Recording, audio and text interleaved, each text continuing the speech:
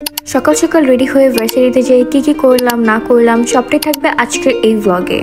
So welcome to Shrabani's Odyssey. তো আজকে আমার এক্সাম ছিল, আমার একটা ল্যাব টেস্ট ছিল ভার্সিটিতে, তো তাই সকাল সকাল উঠে যাই অ্যান্ড উঠেই আমি রেডি হয়ে যাই। অ্যান্ড এই যে আজকের মতো আমি একটা ব্ল্যাক আউটফিট পরেছিলাম, কারণ ওয়েদারটা আজকে একটু খারাপ ছিল, মানে খারাপ বলতে অনেক সুন্দর একটা ওয়েদার ছিল, বাট আমার যাতায়াতে প্রবলেম হবে তার জন্য আমি একটা ব্ল্যাক আউটফিট চুজ করি। কারণ যেহেতু বৃষ্টি পড়বে, আমার মনে হচ্ছিল বৃষ্টি পড়বে, আর যদি বৃষ্টি পড়ে তাহলে আমাকে ভার্সিটির সামনে একদম নদী পার হয়ে আসতে হবে, কারণ ওই টাইমে কোনো রিক্সাও পাওয়া যায় না। তাই ব্ল্যাক আজকের সেফ কালার।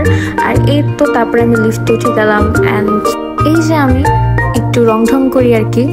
আর এই তো রংঢং করতে করতে এখন নিচেও পৌঁছে যাব। একটু দেখছিলাম নিজেকে কেমন লাগছিল, তো দেখলাম না ঠিকঠাকই লাগছে।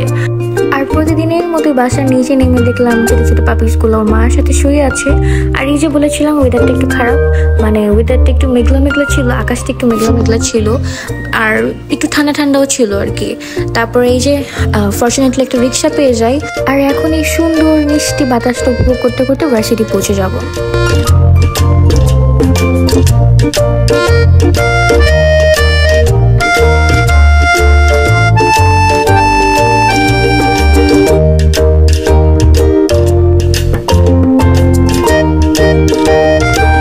তারপর ভার্সিটিতে পৌঁছে ফার্স্ট 2-3টা ক্লাস করে আমি আমার ফ্রেন্ড অনেকগুলো খাওয়া দাওয়া করি।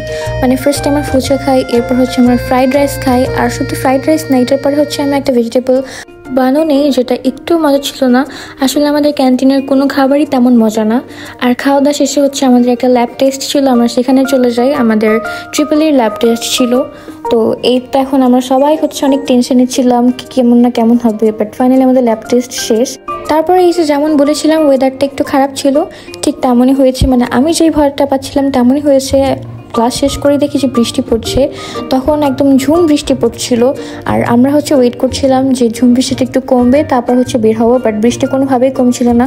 যখন বৃষ্টিটা একটু হালকা হালকা কমে তখন আমি আর আমার ফ্রেন্ড, না হলে এখানে আরও স্টাক হয়ে থাকা লাগবে, আর যতক্ষণ স্টাক হয়ে থাকবো ততক্ষণই বৃষ্টির পানি মানে বেড়েই যাবে। আর এই যে এখানে তো আমরা এই পানি দেখে ভাবছিলাম যে কীভাবে পার হবো, কারণ কোনো রিক্সাও পাচ্ছিলাম না। বৃষ্টির সময় রিক্সাওয়ালারা 40 টাকার ভাড়া চাচ্ছিল, 100 টাকা, মানে অনেক বেশি বেশি চাচ্ছিল, তারপর তারা যেতে চাচ্ছিল না। আর এই যে আমরা ভাবছিলাম যে হয়তো বা পানি শুধু এতটুকুই হবে, কিন্তু এই পর্যন্ত যাওয়ার পরে পানি একদম হাঁটু পর্যন্ত ছিল। আর অতখানি পানি হওয়ার পরে একজন আমাদেরকে এসে বলছিল যে এখান দিয়ে আপনারা যেতে পারবেন, আপনাদেরকে ঘুরে যেতে হবে।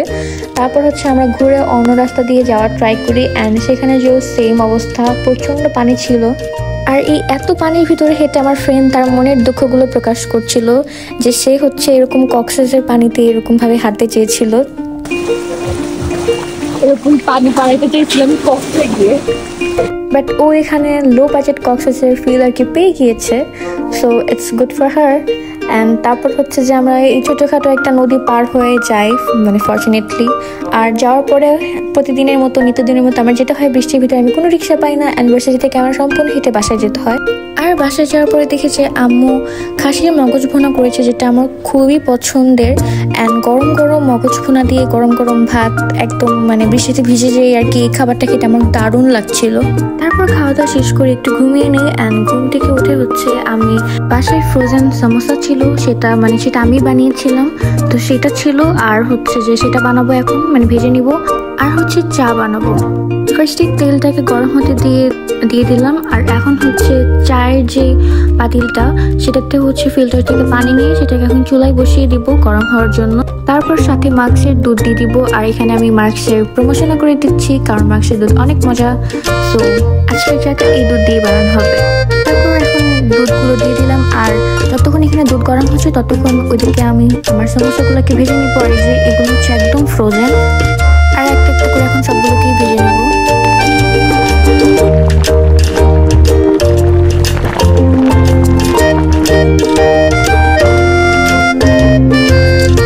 তারপর এদিকে আমার দুধ ততক্ষণে গরম হয়ে এসেছে, আর এখন আমি চা পাতি দিয়ে দিলাম, আর ওদিকে আমার সমোসাও রেডি।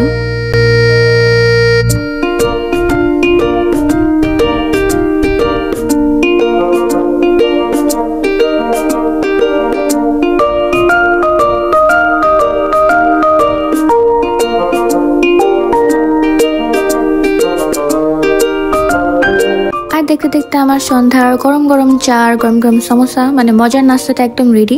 আর এখন আমি এটা খেতে থাকবো। আর আপনারা কমেন্ট করে জানাতে ভুলবেন না যে আজকে আমার ভিডিওটা আপনাদেরকে কেমন লেগেছে। So thanks for watching.